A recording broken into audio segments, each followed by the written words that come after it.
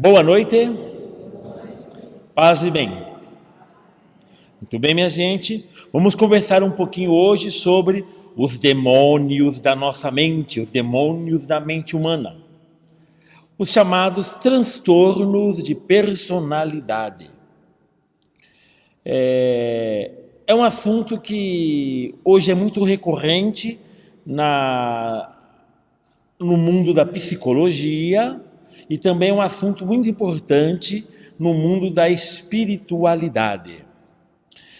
Compreender os transtornos de personalidade ajuda a cada um de nós a compreender nós mesmos e compreender os outros. Perceber limites, perceber os nossos limites e perceber a necessidade de tratarmos de aspectos próprios que cada um de nós carrega dentro de sua vida. Quando a gente fala que uma pessoa está meio fora de si, a gente fala assim: nossa, tal pessoa está transtornada. Nós utilizamos essa linguagem, né? Tal pessoa está transtornada. Então, nós relacionamos esta palavra, transtorno, com alguma coisa que está fora daquilo que é considerado normal. O normal de uma pessoa é assim. E quando ela sai muito fora desta normalidade, nós falamos que ela está transtornada. O transtorno de personalidade é uma situação onde a pessoa ela acaba se encontrando fora da normalidade constantemente. A sua personalidade, o seu jeito de ser no mundo, não se encaixa com os padrões de normalidade deste mundo. Então, nesse contexto, nós consideramos que aquela pessoa que não se enquadra nessa normativa de normalidade, essa pessoa, então, ela tem uma personalidade transtornada. Ela tem um transtorno de personalidade. Então, olhando um pouquinho aí, a definição sobre isso, tá?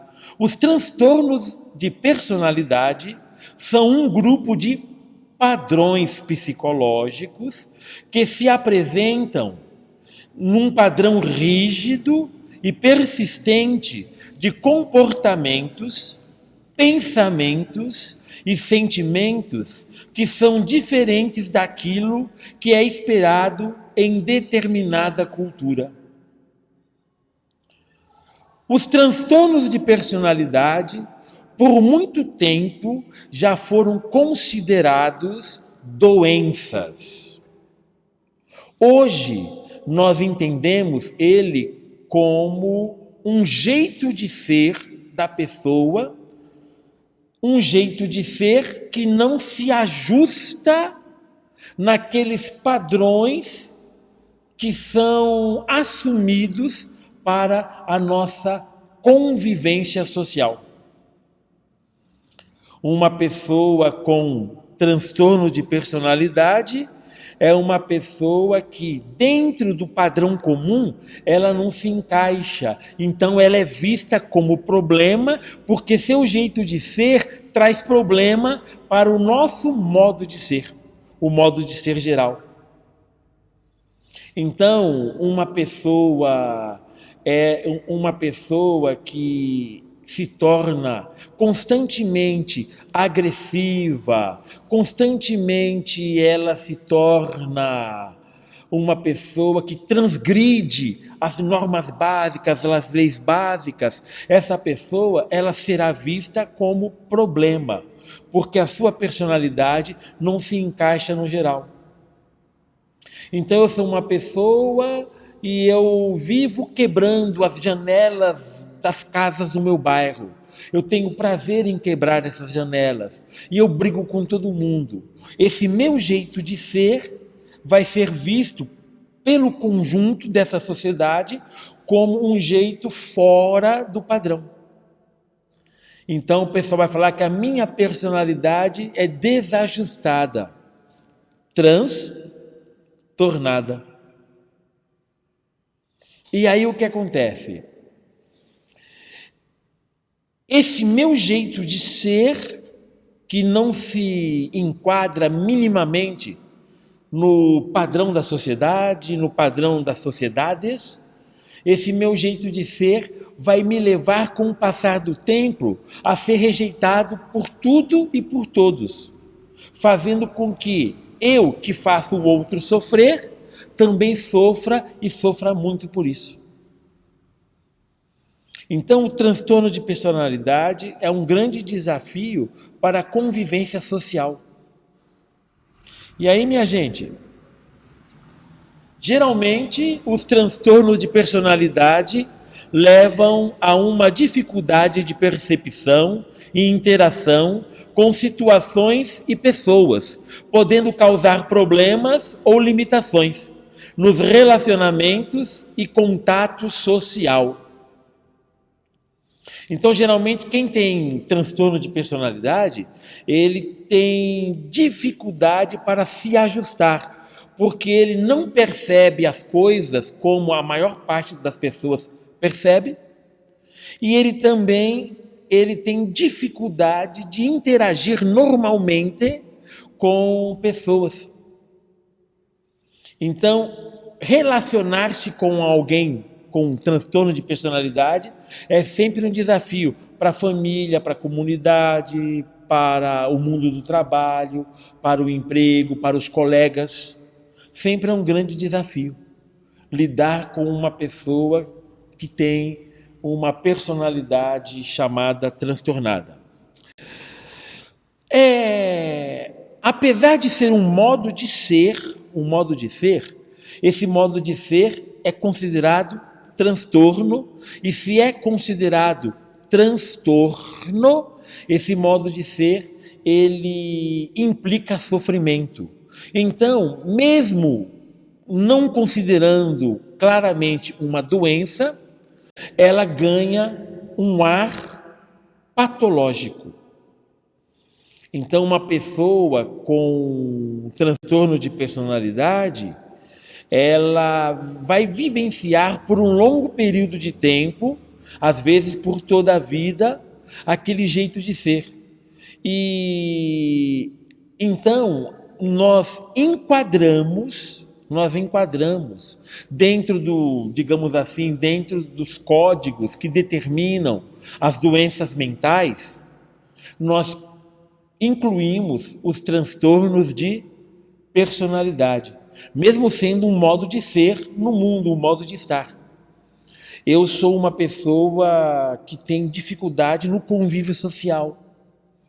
Então eu brigo com todo mundo, não respeito as regras de convivência, não respeito as regras da minha casa, não respeito as regras dos meus bairros, desafio tudo, desafio todos, acabo utilizando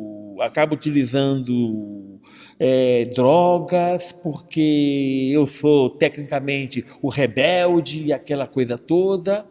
Eu estou desajustado com a sociedade, e isso é considerado sim um problema de saúde mental.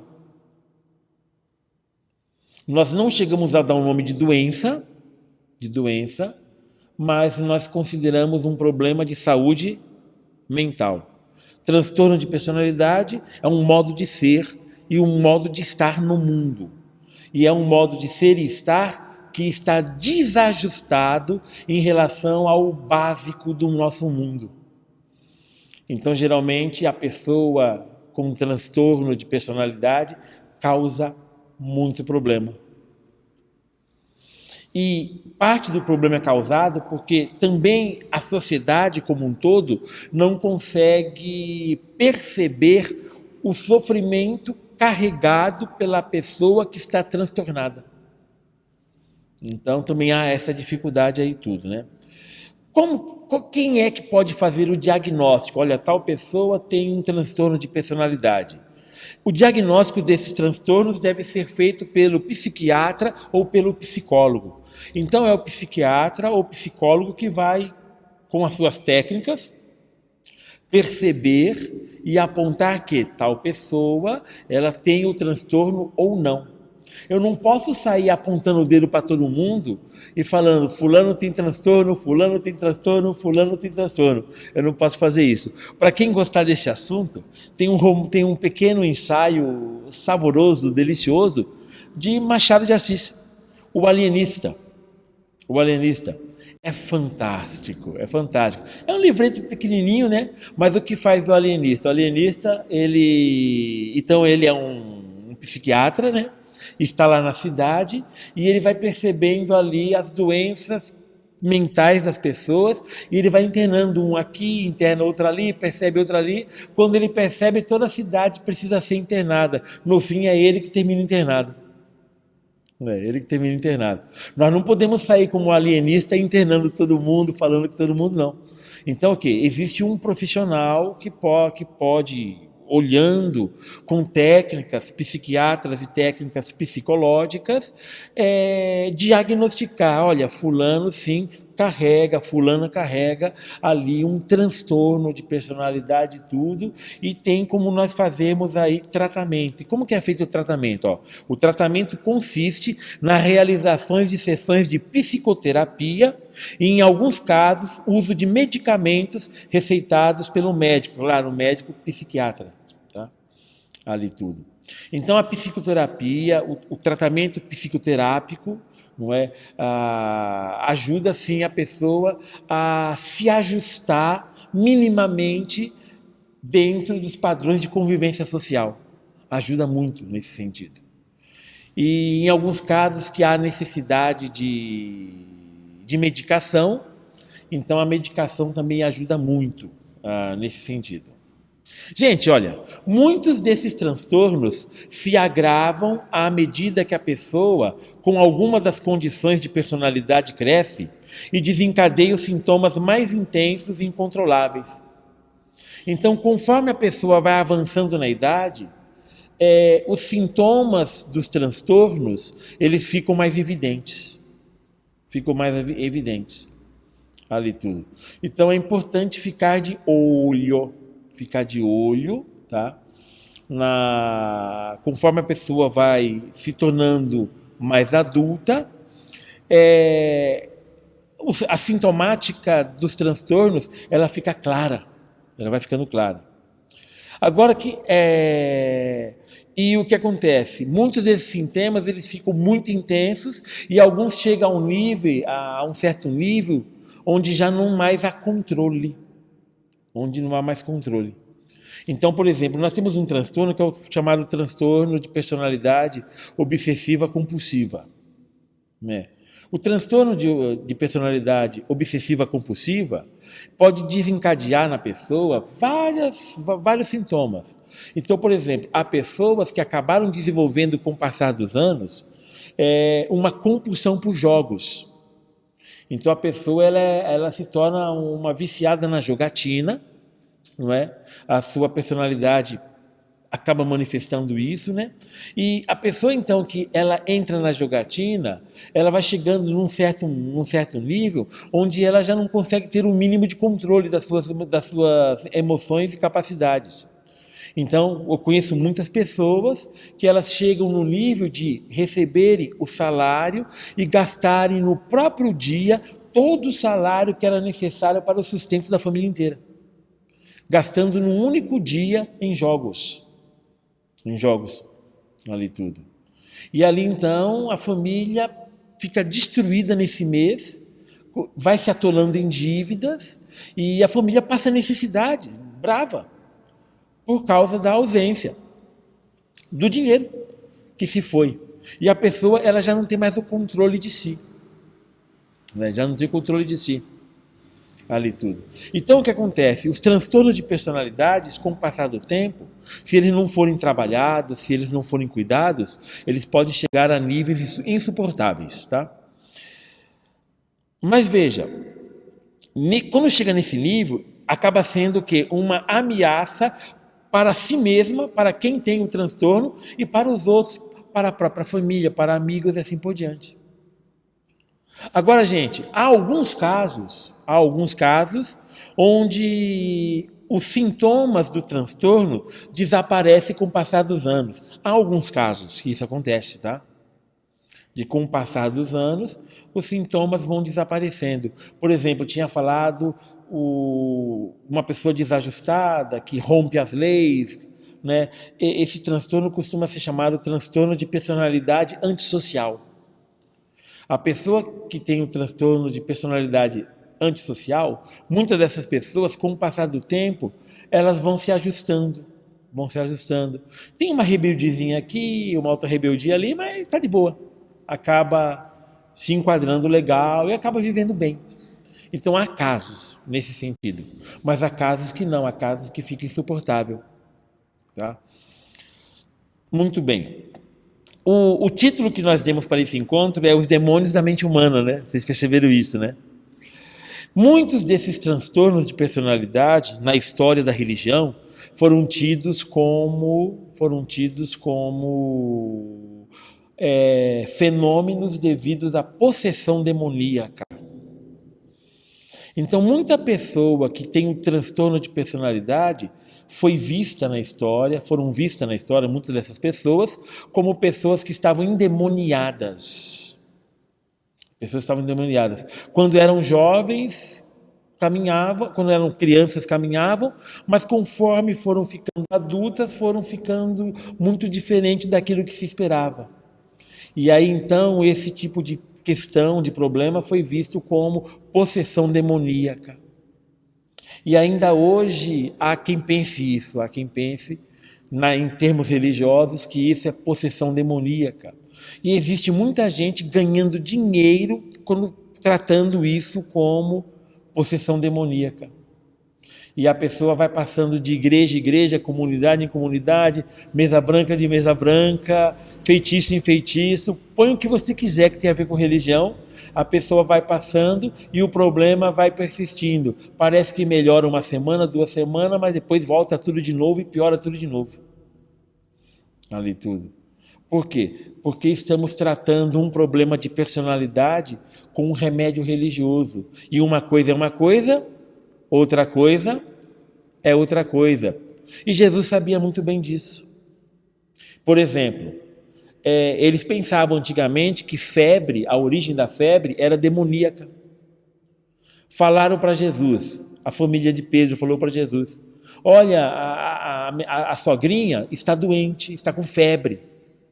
Na cabeça de todo mundo, gente, febre naquele tempo é origem demoníaca.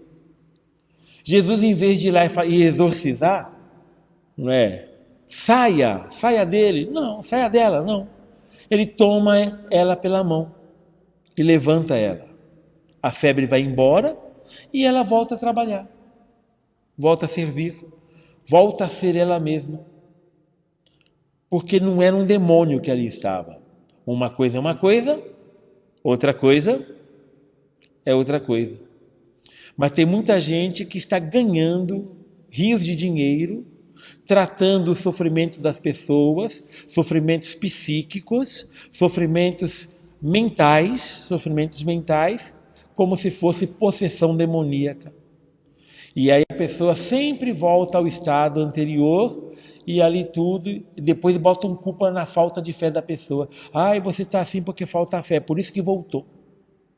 Ali tudo. Então toma um pouco de cuidado com isso, é preciso a gente entender o que se passa com as pessoas, porque os sofrimentos das pessoas muitas vezes são físicos, muitas vezes são mentais, outras vezes são emocionais. Nós temos que saber exatamente dosar as coisas para que a solução, para que a melhor forma de lidar com o sofrimento seja proposta ali tudo.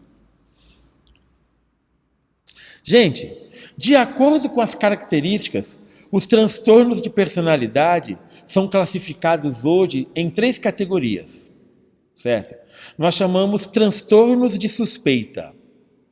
Os transtornos paranoide, esquizoide E esquizotípico. Frei, que nome horroroso são esses?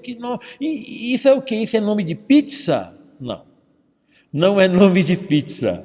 Eu quero uma pizza esquizoide, com bastante cebola. Não, não é nome de pizza. Nós vamos ver esses transtornos nesses próximos dias, tá bom?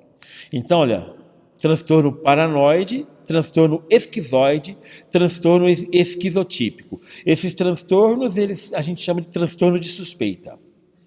Também há transtornos emocionais impulsivos. São eles o transtorno antissocial, o transtorno borderline ou limítrofe. Vocês vão encontrar essas duas palavras, limítrofe em português, borderline em inglês, tá bom? É a mesma coisa, vocês vão ver esses dois nomes.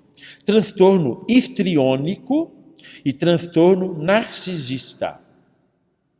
Então, esses são transtornos emocionais e impulsivos. Mas também há transtornos de personalidade em nível de ansiedade. E são eles o transtorno evitativo ou de esquiva, o transtorno dependente e o transtorno de personalidade obsessivo-compulsivo. Ok? Então, são os transtornos que nós vamos encontrar nesses 3 graus, tá?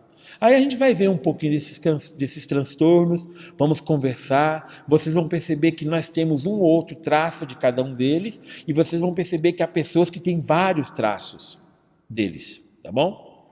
Geralmente nós temos um, temos outro, quando a gente está indo legal, mas de vez em quando, um pouquinho mais, e vai ter gente que tem bastante traços de transtornos, tá bom? Muito bem, certo? Então, vamos dar uma olhada nesses transtornos, tá? Que eles aparecem aí na nossa caminhada, tá bom? E a gente vai dar uma olhadinha nisso, tá bom? Um primeiro transtorno, que eu acho muito importante da gente ver, é o transtorno de personalidade narcisista. Narciso vem da mitologia. Na mitologia diz que Narciso, ele era uma pessoa bela e que se achava bela. Ele tinha muito consciência da sua beleza. E ele era tão belo, que ele amava a si mesmo. Então ele amava a si mesmo e ele era a fonte de toda a beleza. E ele sem saber nadar, ele foi contemplar a sua imagem refletida na água. E ele ficou lá contemplando a sua imagem refletida na água, e de tanto refletir a sua imagem, mais ou menos como querendo a beijar a si mesmo, ele cai dentro da água e morre afogado. Então esse é um Narciso da mitologia. E aí, então, o narcisista é aquela pessoa que olha a si mesmo, que vê a si mesmo, que se coloca como centro de todas as coisas. O transtorno de personalidade narcisista caracteriza-se por uma supervalorização e sentimento grandioso acerca de si próprio, além de uma grande necessidade de reconhecimento e desvalorização das outras pessoas. Eu sou muito bom e você não presta. Eu sou demais e você é. É isso aí que você é. O narcisista, então, é uma pessoa que ele precisa ser reconhecido, só que também uma marca dele é que ele desvaloriza o outro. Conviver com uma pessoa assim é complicado, porque conviver com uma pessoa assim significa que eu sempre serei por ele desvalorizado. E ele sempre vai querer de mim o reconhecimento. E ao falar isso, você já está pensando em um monte de gente que é assim. Mas se a gente olhar de vez em quando, a gente percebe que eu e você, de vez em quando, também temos um toque narcisista. Isso faz parte do processo. Os narcisistas, eles são egocêntricos. Isto é, eles colocam a si mesmo como centro das atenções, como centro do universo. Não são os planetas que giram em torno do Sol, é o universo todo que gira em torno de mim. E eles acreditam que são especiais, únicos e superiores às outras pessoas. Sentem que devem ser admirados, tratados de forma especial por parte dos outros. Tiram vantagem das outras pessoas para atingir os seus próprios objetivos. Têm falta de empatia, isto é, eles têm dificuldade de se imaginar no lugar dos outros, de perceber o sofrimento dos outros. Ele tem dificuldade, ele não se esforça em se colocar no lugar do outro. Tá? Eles não entendem os sentimentos e as necessidades dos outros, sentindo-se frequentemente inveja ou acredito ser alvo da inveja alheia. Uma das coisas que os padres mais escutamos,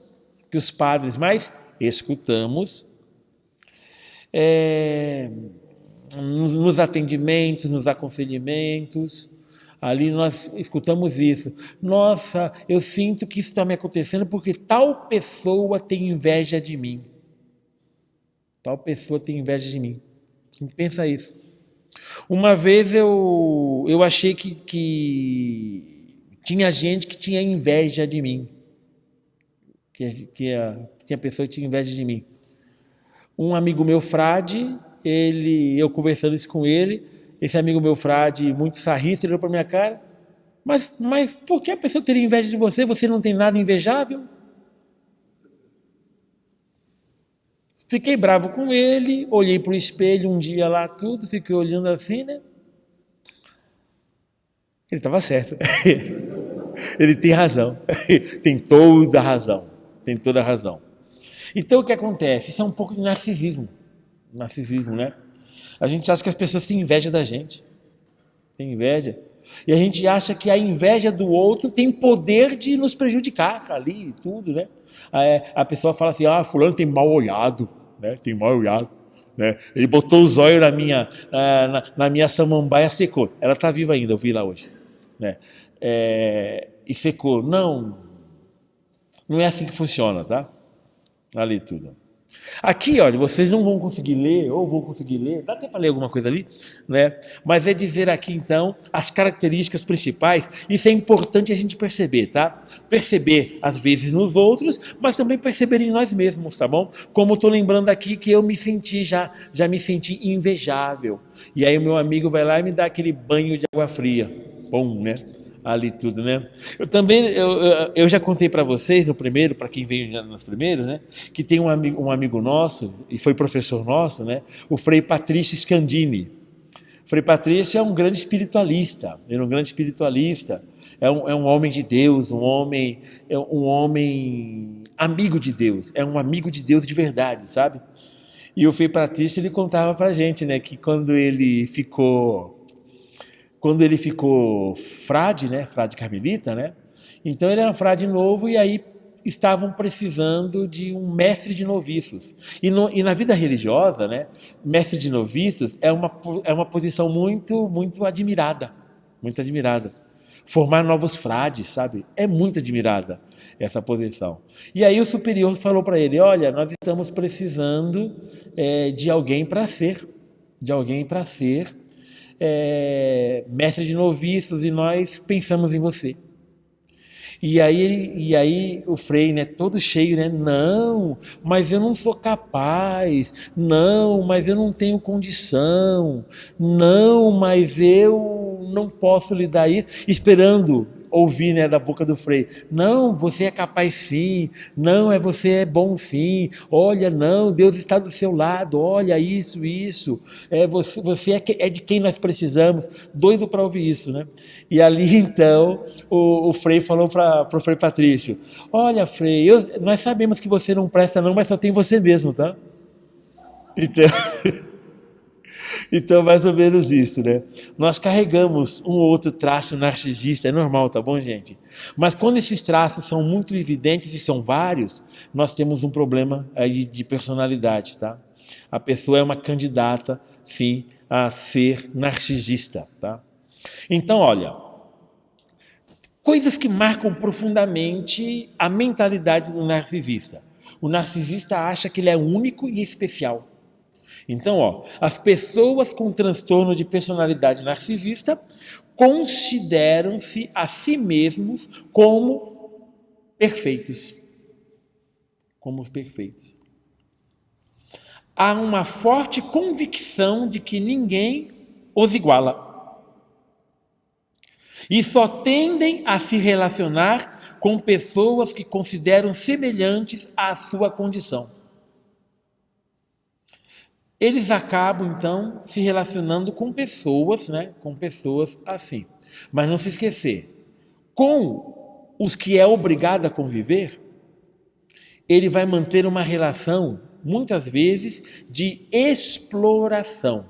Ele vai se utilizar do outro, sem se preocupar com o sofrimento dele. Sem se preocupar com o sofrimento daquela pessoa. Eles são marcados pela grandiosidade.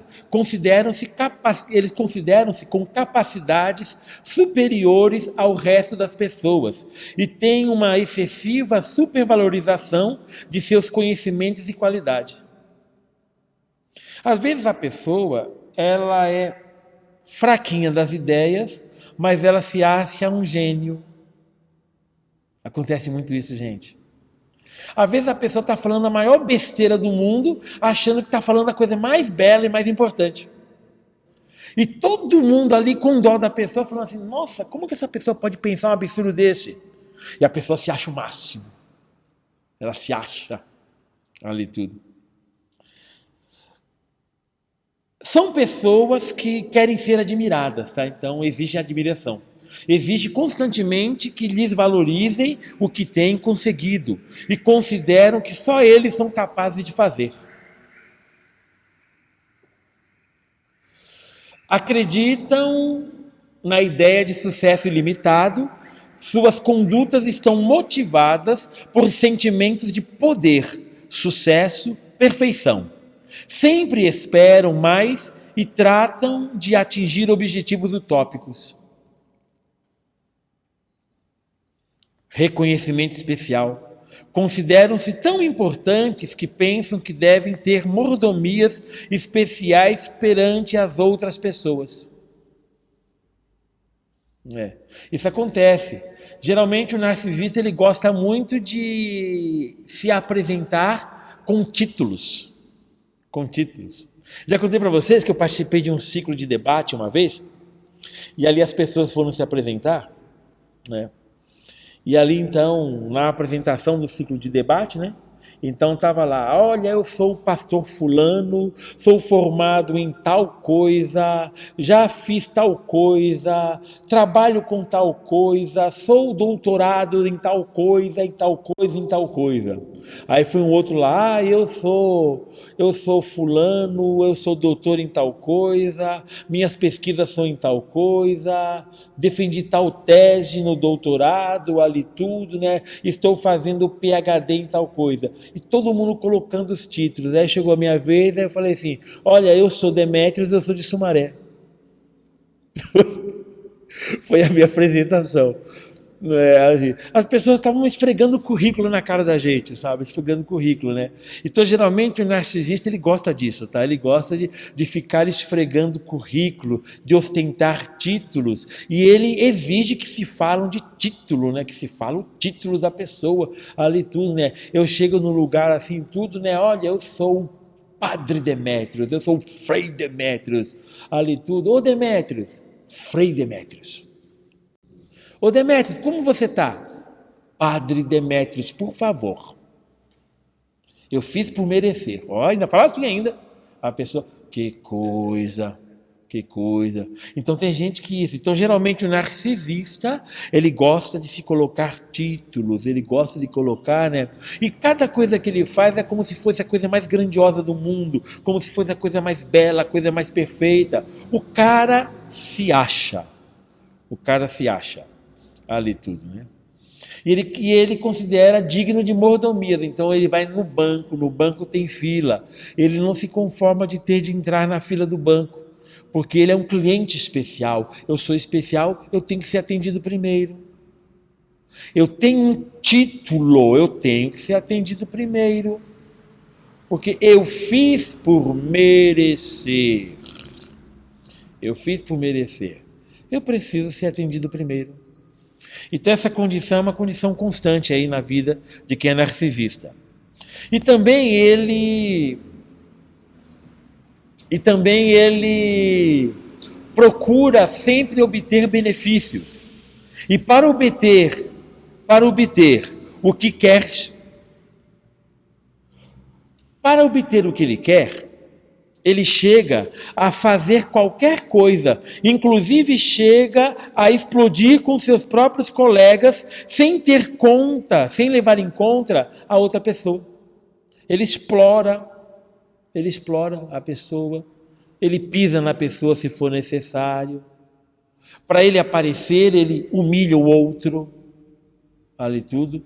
Então o narcisista, conforme esses sintomas vão ficando mais evidentes, ele vai se tornando uma pessoa insuportável. É muito difícil conviver com um narcisista.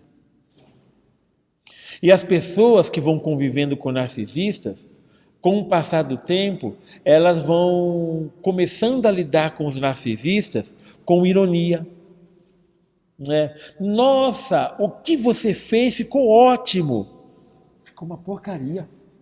Nossa, que ele fez uma porcaria. Mas fala que é bom, senão ele vai encher a gente. Não é? E aí então o que acontece? O núcleo vai tratando a pessoa com falsidade. Ali tudo. Mas tem um probleminha aí. E o probleminha vamos colocar agora na sequência. Pessoal, quanto assim a personalidade narcisista? Está mais ou menos claro?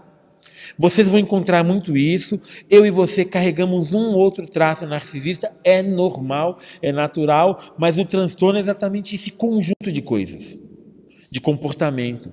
A pessoa, e de fato a pessoa acredita que ela é especial, que ela é melhor, que ela é a rainha da cocada preta. A cereja do bolo e o último biscoito do pacote, e é o biscoito mais gostoso do pacote. Apesar que eu prefiro falar bolacha, porque eu nasci lá na Liberdade, em São Paulo. É bolacha, é biscoito. É biscoito, é bolacha. É bolacha, eu também concordo. Muito bem. Só que temos uma questão aí, olha, um outro transtorno, e é esse transtorno aqui, olha, a personalidade dependente. Talvez seja um dos transtornos mais presentes, tá? Mais presentes entre nós. E ele é muito presente no meio de gente de igreja. O narcisista também é muito presente, tá, gente? No meio de gente de igreja. É assim, a gente brinca muito assim, né? Eu sempre trabalhei bastante com grupo de canto, né? Então a gente falava assim, né? Que nos grupos de canto nós enfrentamos muito a personalidade narcisista, não é? Ali tudo, né? Ali tudo. Então nós enfrentamos, é normal isso, né? Lá, né? Então a igreja tem muito isso, mas também nós encontramos muita personalidade dependente. Vamos conversar um pouquinho sobre isso, tá? Olha aí, olha. O transtorno de personalidade dependente caracteriza-se por uma falta de autoconfiança, visão limitada de si e dos outros, e pela necessidade excessiva de ser cuidado, levando a um comportamento submisso e ao medo da separação e do abandono. E vários de vocês já estão lembrando um monte de gente assim, e também está lembrando que uma vez ou outra a gente também passou por esse tipo de coisa. Faz parte do processo. Ali tudo. Geralmente, a pessoa com esse tipo de transtorno tem uma maior dificuldade em tomar decisões sem a ajuda de outras pessoas. Necessidade de que os outros assumam responsabilidade pelas principais áreas de sua vida. E dificuldade para discordar dos outros. Dificuldade para discordar dos outros, com medo de perder apoio ou aprovação, o que a torna mais vulnerável a abusos e exploração. O transtorno de personalidade dependente, a pessoa que sofre disso, claro, a pessoa ela vai ter muita dificuldade de dar passos por si só. Nós chamamos passos por si só de autonomia. Ela terá muita dificuldade de vivenciar a sua autonomia. E ela vai passar grande parte de sua vida delegando aos outros coisas que ela devia decidir. Nós encontramos muito isso presente em vida de casal. Em vida de casal, onde ele ou ela decide tudo o que o outro ou outra deve fazer. Então vai se delegando ali tudo o que o outro deve fazer. Eu dava para vocês em outros dias, o exemplo do bem, vamos viajar? Não quero sair. Ah, tá bom, então eu fico também. Bem, vamos no cinema? Não quero ver nada não. Ah, tá bom, eu fico também. E a pessoa, ela vai se anulando, porque não quer magoar o outro, não quer criar probleminha, não quer entrar numa discussão, quer manter as coisas numa paz que não é paz, porque a pessoa está se anulando, não é? Então, o transtorno de personalidade dependente, ele é muito presente, tá? Ele é muito presente. E a pessoa tem dificuldade de assumir responsabilidades. Nossa, eu queria tanto estudar. Para que vai estudar? Você é burra. É mesmo. Para que eu vou estudar? Vou estudar não. A pessoa se anula. A pessoa se anula. Olha, vai ter um curso lá na igreja, vai ter lá um curso lá, tudo. Eu gostaria tanto de ir. Bem, vamos. Vou nada, eu quero saber de igreja, quero saber desse curso que nada, não vou não. Ah, tá bem, eu também não vou não. E a pessoa sempre. Ali tudo, sempre. Então, é muito presente isso, E o que acontece? Essa pessoa, ela fica muito vulnerável a abusos e exploração. A pessoa, percebendo isso, a pessoa pode abusar da pessoa. Ela nunca fala não mesmo para mim, então vou aproveitar. Vou abusar, vou fazer. Então, é muito presente isso, tá? Além disso, a pessoa com personalidade dependente sente dificuldade para iniciar projetos ou fazer coisas por conta própria. Por falta de autoconfiança, energia ou motivação. Tem ainda uma necessidade extrema de receber carinho e apoio e sente desconforto ou desamparo quando está só. Por isso busca urgentemente um novo relacionamento como fonte de carinho e amparo quando o atual termina.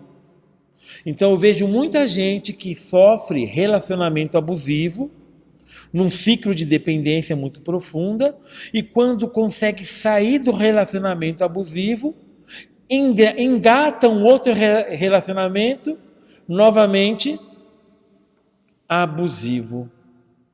E a pessoa vai vivendo uma sequência de relacionamentos abusivos. Não é maldade da pessoa, mas é essa condição de transtorno de dependência. A pessoa tem que se tratar, gente. para vencer esse ciclo de coisas ali tudo. Então, vocês vão encontrar muito presente, inclusive nas comunidades cristãs, as pessoas vivenciando esse tipo de sentimento. Ali tudo. Vivenciando isso.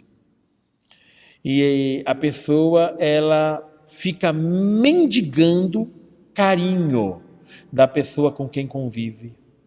Fica mendigando. E às vezes a pessoa, se ela tiver uma personalidade, como por exemplo a personalidade que acabamos de ver, narcisista, você imagina uma pessoa com transtorno narcisista convivendo com uma pessoa com transtorno dependente. Imagine um esposo e uma esposa. Um é narcisista, o outro é dependente. Imagine o que o narcisista não fará com a vida da pessoa dependente. Imagina o inferno que não será a vida da pessoa dependente. A pessoa vai ser abusada do começo ao fim. Então imagine só. E existem muitos e muitos casos de pessoas dependentes que estão se relacionando com pessoas narcisistas. É aquela pessoa que chega em casa, ela chega do trabalho, não é? E a pessoa que está em casa olha para a pessoa que chegou no trabalho. O que você estava fazendo? Chegou do trabalho. O que você estava fazendo? Você estava biscateando? O que você estava fazendo? Estava o quê? Estava me traindo? O que você estava fazendo? Mas você é uma biscate mesmo. E não sei o quê. A pessoa estava trabalhando. E quem faz isso sabe que a pessoa estava trabalhando. E ela faz isso para rebaixar o outro. Faz isso que é para acabar com o outro. Né? Ela começa a sentir prazer em rebaixar, em humilhar o outro. É narcisista. É narcisista. Há toques de narcisismo. O narcisista, ele precisa humilhar o outro para ele se sentir bem. Ali tudo. E vai esfregar na cara da pessoa. Essa casa é minha, esse carro é meu, tal coisa é minha, eu conquistei tal coisa, você... Vai fazendo. A pessoa, ela faz isso. É narcisista. Ali tudo, né?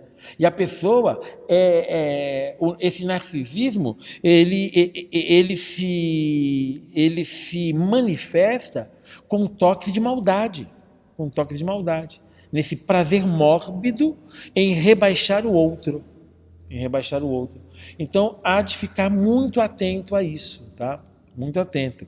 E aí, então, pessoal, olha, frisando isso, ó, o dependente, né? A personalidade dependente, né? Na hora de tomar decisões, tem grandes dificuldades, certo? Para tomar decisão sozinha.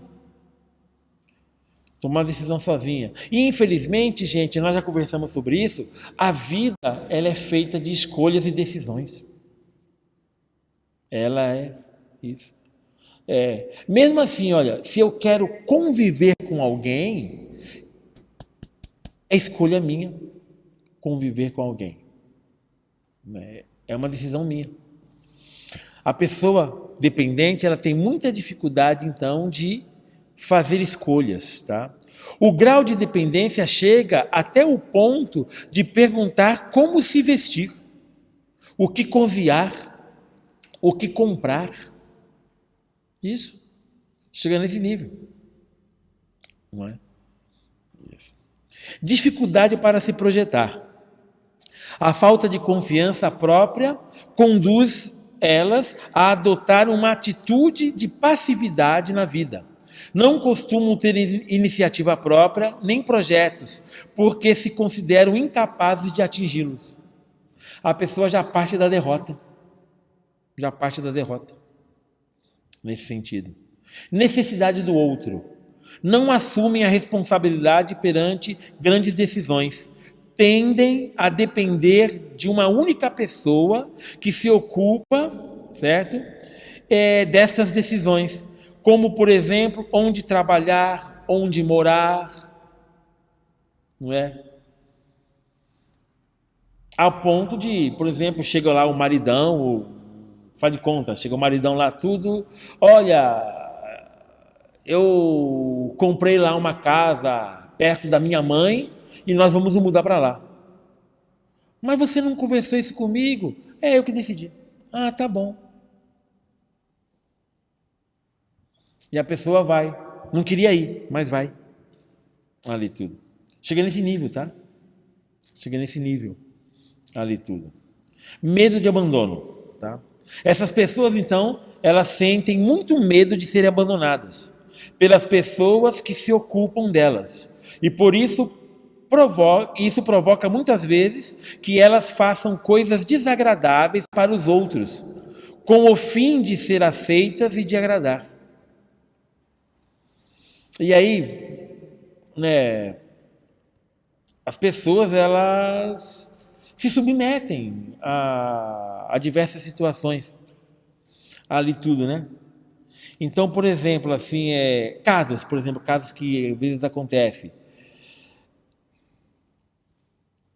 A mulher é dependente emocionalmente do esposo e o esposo tem algumas taras. O esposo tem um sonho de ver a mulher transando com uma outra pessoa. E ali em tudo, ela não quer, mas ele tem essa tara, ele quer ver ela transando com um amigo de trabalho dele. E ela, emocionalmente, para não perder, se submete a isso. E ela sai totalmente destruída dessa situação. Totalmente destruída. Isso acontece, gente. Isso acontece. O exemplo é podre, eu sei, mas é real, tá? Isso acontece. Então, assim, é um transtorno complicado, tá, pessoal? É um transtorno muito complicado isso, tá? São pessoas que evitam ficar sozinhas, tá? Quando essas pessoas se encontram sozinhas, elas se sentem desprotegidas e inúteis. Por isso que acabam engatando uma outra relação que acaba se repetindo abusiva. Muitas vezes. Fique de olho nisso, tá, pessoal? É um transtorninho complicado. Ok? Esses dois primeiros transtornos, né? Eu quis colocar para vocês, tá? Porque a combinação desses dois gera um sofrimento muito grande para quem é dependente. Então, o narcisista e o dependente, juntos, é complicado, tá? É muito complicado, nesse sentido, né? Mas há outros transtornos, né? Que a gente encontra bastante por aí, tá? Um deles é esse transtorno aqui, olha. O transtorno de personalidade antissocial, tá? Muito comum em jovens, tá? Então, as mães e os pais passam aí uns aperreios danados com esse tipo de transtorno, tá? O transtorno de personalidade antissocial, também conhecido como sociopatia, pode surgir muito cedo, ainda na infância, e caracteriza-se por atitudes de desrespeito e violação dos direitos das outras pessoas, descaso e desconsideração pelo certo e errado, comportamentos perigosos e ou criminosos e incapacidade de se adequar às normas sociais. Ok? Geralmente, a pessoa com esse transtorno de personalidade antissocial apresenta uma grande aptidão para enganar, mentir ou iludir as outras pessoas para obter vantagens pessoais ou prazer. Além disso, ela é impulsiva e agressiva e recorre muitas vezes a agressões físicas e desrespeito pelos outros, sem sentir remorso e mostrando-se indiferente por ter ferido ou maltratado alguém. O neto que mora com os avós, que anda com as piores amizades, o vô e a avó falam, né, filho, para de andar com esse pessoal que ele não presta. E ele grita, eu é que mando na minha vida, e põe o dedo na cara da pessoa, e você nunca mais fale isso. chega no começo do mês, pega a aposentadoria do vô e da avó e gasta e diz que eu perdi quando estava lá, ali tudo. E que começa a usar drogas e pega a televisão do vô e da avó e sai com ela debaixo do braço, sendo que o vô e a avó estão vendo ele saindo com isso debaixo do braço, ali tudo, e ele vende para usar sua droga, tudo, e não tem remorso algum, E um dia o vô e a avó conseguem segurar sua aposentadoria, e porque ele não conseguiu pegar o dinheiro, ele vai e quebra a avó na pancada, quebra o vô na pancada, não é? E eles todos machucados, com medo, acabam novamente dando a aposentadoria para ele, ali tudo. E ele dorme tranquilo e feliz, não vê problema algum nisso, acha que está certo, ali tudo. Então, é uma descrição de situação antissocial, ali tudo. Imagina uma pessoa dessa no poder de uma família, no poder de um local de trabalho. Imagina esse tipo de coisa, ali tudo. Então, o antissocial, ele não sente remorso, né? Então, até quando a pessoa vivencia esse transtorno de uma maneira muito forte, nós chamamos ele de sociopata. Essa pessoa é sociopata. O sociopata, ele tem ausência de remorso, tá? Ali tudo. Então, é um transtorninho complicado. Vamos dar uma olhada aí tudo, tá? Muito bem. O antissocial, a sua personalidade, como que são os antissociais? São egoístas, teimosos e arrogantes. Para atingir seus objetivos, costumam mostrarem-se joviais e encantadores. São poucos flexíveis, discutem por qualquer coisa e tendem a ser facilmente irritáveis. Consideram-se pessoas inteligentes e audazes. Não apresentam nenhum tipo de sentimento de culpa pelo comportamento que tiveram. Vocês percebem que alguma coisa é um pouco parecido com o narcisista. Percebe isso? Então, é difícil às vezes fazer a distinção. É difícil fazer a distinção. Assim, claro, um profissional na linha da psicologia ou da psiquiatria consegue ter mais clareza na hora de fazer a distinção, tá? Mas há outras sintomáticas que a gente vai perceber que difere, tá? Vamos ver aqui, olha. Instabilidade. Costumam ter problemas trabalhistas, sociais e familiares. Costumam abandonar frequentemente seus trabalhos, ser despedidos e desperdiçar dinheiro. Têm escassas habilidades interpessoais, quando não se trata de manipular os demais. São desconfiados e pensam que os outros são uma ameaça para eles. Aí a gente percebe que já tem algumas diferenças maiores em relação aos narcisistas, né? Em relação aos narcisistas. Questão dos excessos, tá? São caracterizados pela imprudência. Costumam colocar em risco sua própria segurança e a dos demais, como, por exemplo, dirigir em estado de embriaguez. Descuidar ou abandonar o cuidado de uma criança sob sua responsabilidade. Costumam utilizar a ira e a raiva como formas de conseguir o respeito das outras pessoas. Mais diferença, a gente percebe, o narcisista é bem diferente nesse sentido, tá? Características pessoais. Manipulam para conseguir seus objetivos e tendem a desprezar os sentimentos e os direitos das demais pessoas. São mentirosos e impulsivos. Não costumam pensar nas consequências de seus atos.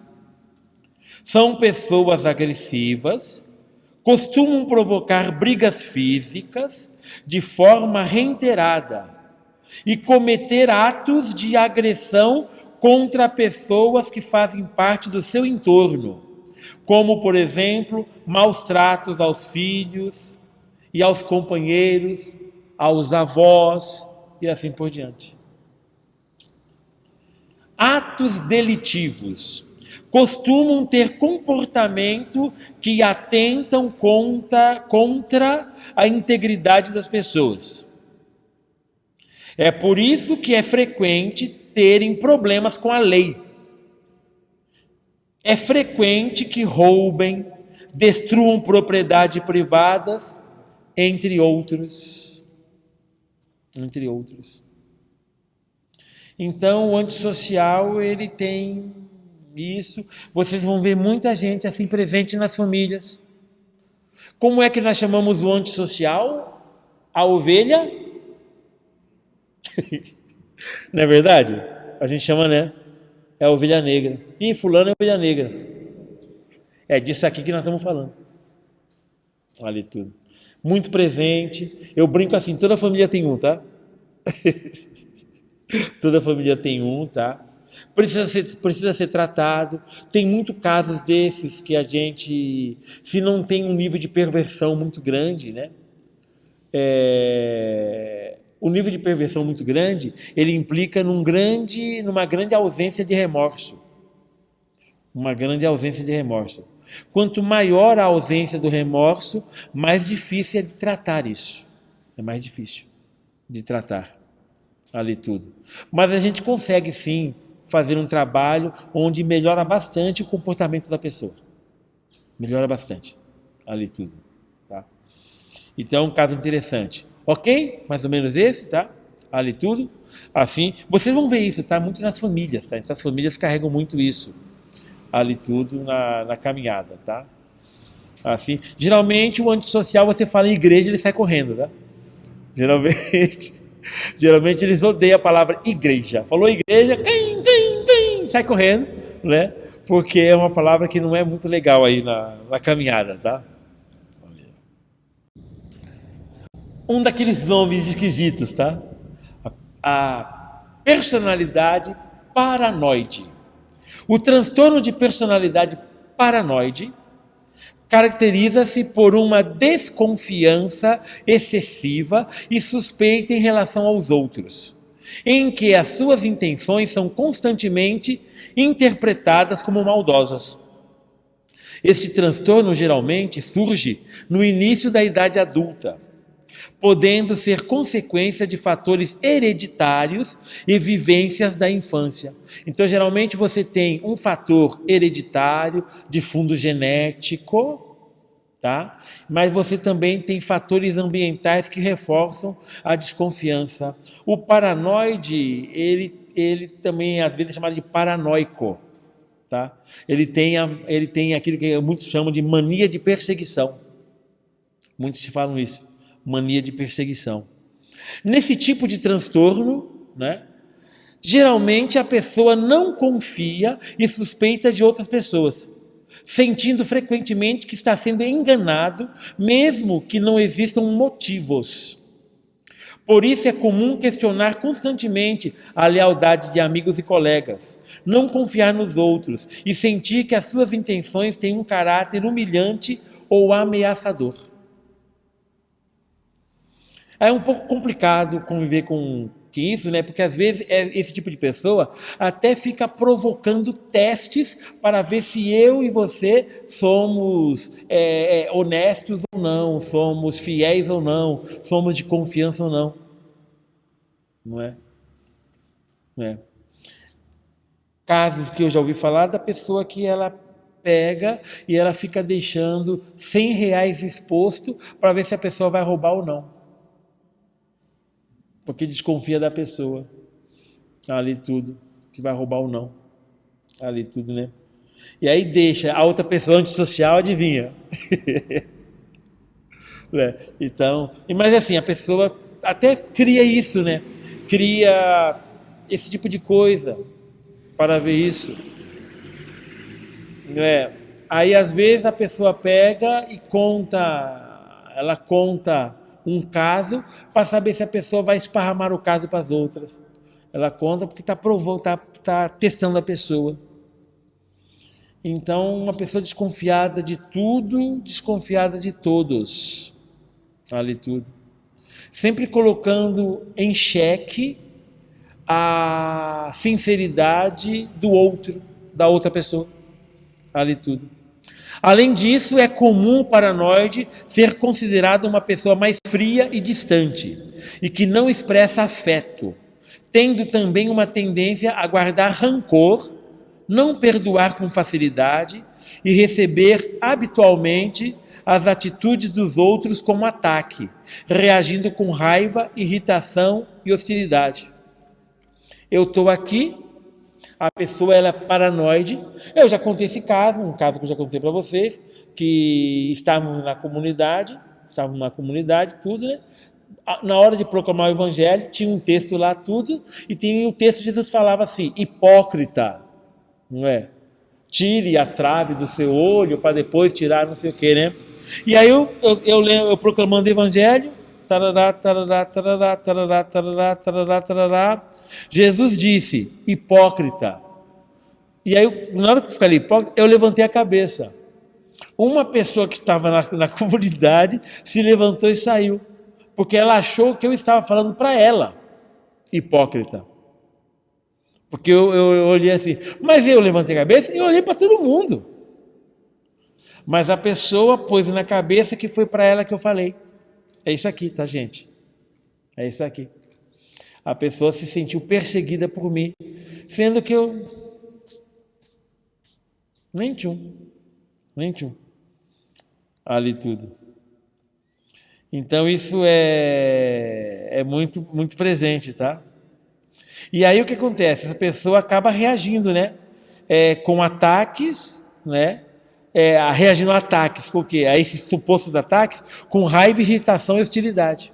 Por exemplo, essa pessoa, ela se levantou e ela parou de falar comigo. Não falava comigo. Foi para outra paróquia e lá tudo. Eu não vou mais naquela igreja porque o padre, ele olhou para mim e falou que sou hipócrita. Não é isso tudo? E outras pessoas ficaram com raiva de mim por causa disso, porque o padre chamou ele de hipócrita. Não é? Ali tudo, e vai indo. Complicado, gente. Complicado. O transtorno paranoide, então, certo? A pessoa que tem essa tendência, né? Então, a questão dos enganos é muito presente, tá? As pessoas, elas consideram que todos se aproveitam dela com intenções negativas. Essas suposições não costumam ter fundamento algum na realidade, mas são consideradas por elas com tal validez que estão sempre preparadas para possíveis histórias ou ataques contra ela.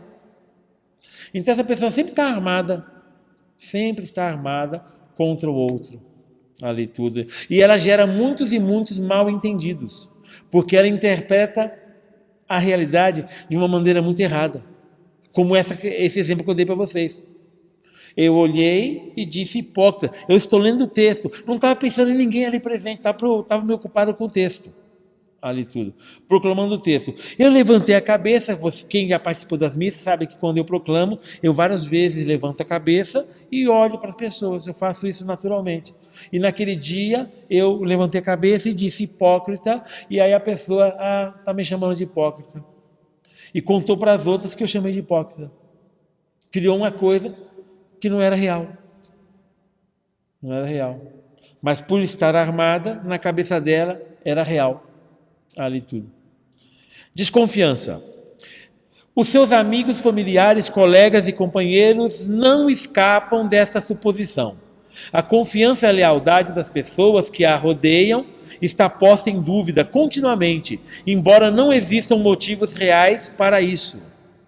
Não confia nas pessoas e quando alguém tem boas atitudes, considera que é uma emboscada. Se você já conviveu com alguém assim, é interessante, tá? Nesse sentido. Nesse sentido. Você chega com um presente para a pessoa, olha, eu quero te dar isso. E eu estou dando isso porque eu gosto da pessoa. A pessoa recebe e fica pensando, será que tem veneno? O que essa pessoa quer porque está me dando esse presente? O que está por trás disso? Né? E às vezes a pessoa até fala. E o que é que você está querendo me dando isso? Não é? A pessoa até às vezes fala. Ocultamento. Consideram que toda informação que diga aos demais possa ser utilizada contra ela. Por esta razão, não costuma responder a perguntas pessoais ou laborais que envolvam algum grau de responsabilidade. Normalmente interpreta ou suspeita de significados ocultos ou maliciosos em situações cotidianas ou em fatos mais irrelevantes. Geralmente essa pessoa ela fica muito desconfiada e ela acaba ocultando, ela acaba não revelando coisas de sua intimidade. Então ela acaba se escondendo, ocultando, porque ela não quer dar munição ao inimigo, que não existe, mas ela pensa que existe. Lá tudo. Rancores. Geralmente são muito rancorosas, não se esquecem facilmente do que interpretam como insultos ou calúnias. Quando se sentem menosprezadas, costumam reagir com hostilidade, sentimento que perdura com o tempo. Sentem-se continuamente atacadas pelos outros e geralmente responde rapidamente a essa percepção. Então, são pessoas que estão armadas, tá? Estão armadas. E é isso. Quando ela acha que você falou mal dela, não adianta você explicar que focinho de porco não é tomada, ela vai querer colocar o plug lá, não adianta. No focinho do bichinho. Tá? Ciúmes. Nos seus relacionamentos costumam ser excessivamente ciumentas, ao ponto de considerar que o seu parceiro o engana sem nenhum motivo. Normalmente tentam ter o controle total dos seus parceiros para, deste modo, evitar que enganem. Acompanha de perto os passos do seu parceiro, tendo registro dos seus horários, amizades, etc. Quem é aquela pessoa que você estava conversando? É minha chefe. Mas por que está conversando com ela? Porque é minha chefe. Mas você precisa conversar com a chefe? Precisa. Mas não era para conversar. Mas eu trabalho lá, preciso conversar. Então, é isso. Entendeu? É essa situação. Situação complicada, tá? Ok? Terminando hoje. Personalidade evitativa ou personalidade esquiva, tá? Transtorno de personalidade esquiva. O transtorno de personalidade evitativa, também chamada de esquiva, caracteriza-se por uma timidez excessiva e esquiva de situações e interações sociais, com sentimentos de inadequação e grande sensibilidade à avaliação negativa por parte das outras pessoas. Timidez, evita estar muito em grupo, não quer se expor, tem dificuldade em receber crítica. Então fez um trabalho, está errado, se recebe uma crítica, tem muita dificuldade em lidar com isso, tá? Ali tudo. A pessoa com esse tipo de transtorno de personalidade geralmente evita realizar atividades interpessoais devido ao medo da crítica e rejeição ou desaprovação. Tem medo de se envolver em relacionamentos íntimos ou conhecer pessoas novas e sente-se inferior em relação ao outro. Além disso, também é muito comum o medo de assumir riscos pessoais e envolver-se em novas atividades. Certo? Geralmente, pessoas tímidas, mais quietas, ficam na delas, evitam o contato com grupos, ali tudo. E isso faz parte um pouco desse universo, né? Aqui, então, as pessoas com o transtorno de esquiva, né? Então, ela evita bastante atividades que envolvem outras pessoas. A gente vê muito isso em escola, faculdade, cursos, né?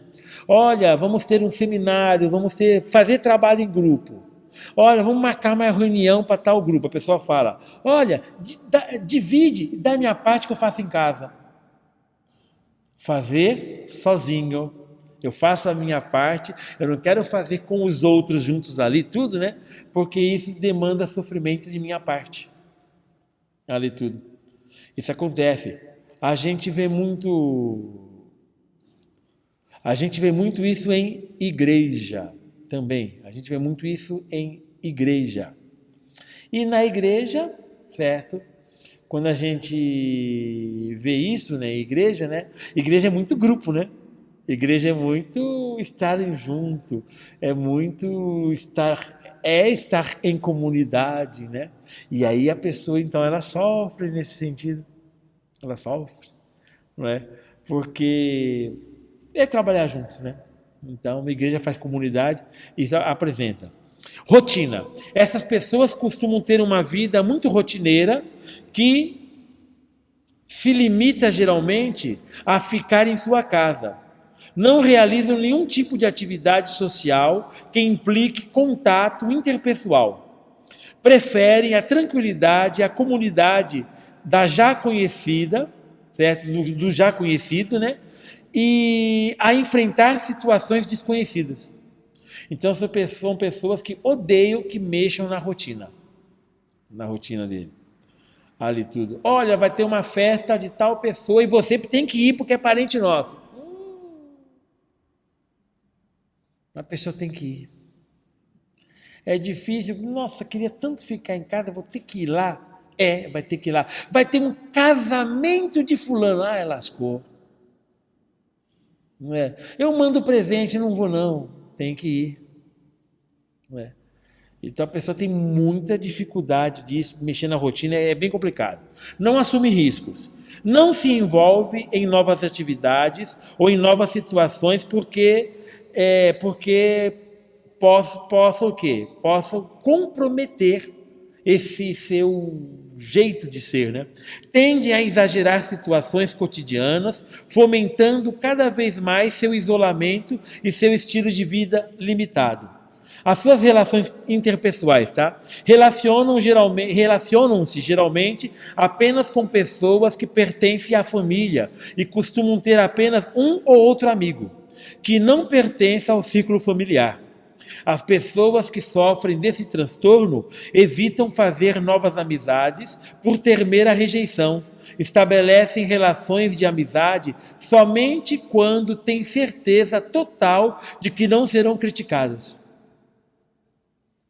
Comum, tá? Hipersensibilidade. A crítica ou a desaprovação gera um grande mal-estar emocional nessas pessoas. Elas sentem-se feridas quando alguém as corrige ou critica. Inclusive, se alguém lhes fizer uma piada, sentem-se profundamente ofendidas. O medo dessas situações é tão forte que preferem ficar sozinhas a arriscar serem criticadas. É isso. Então, é um transtorno de personalidade também que vocês vão encontrar com bastante frequência. Então, geralmente, essa pessoa faz do seu quarto o seu templo. Ali tudo. Ali. Eu tenho um amigo que ele é especialista em TI, em tecnologia da informação. É especialista. E ele brinca assim com a gente, ele fala assim, eu trabalho com isso porque com isso eu não preciso trabalhar com pessoas. Com pessoas. E tem uma amiga veterinária que ela fala, prefiro bicho que gente. Então é melhor. Eu sou veterinária porque passo minhas 24 horas com bicho e não com gente. Ali tudo. Assim, conheço um cara que fala isso também, mas tudo bem. E isso acontece, tá bom? Então, a personalidade esquiva é essa pessoa, então, que ela evita ao máximo o contato com as pessoas. Então, basicamente é isso. Uma pessoa que evita contato com as pessoas e quando tem contato as pessoas criticam, essa pessoa vive um sofrimento muito grande. Uma mínima crítica tira o sono dessa pessoa por dias. Por dias. Então, um pouco aí que está por trás. Ok, pessoal? 9 horas, e às 9 horas nós sabemos o que acontece?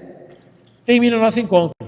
No próximo encontro, vamos ver outros 5 transtornos de personalidade, tá bom?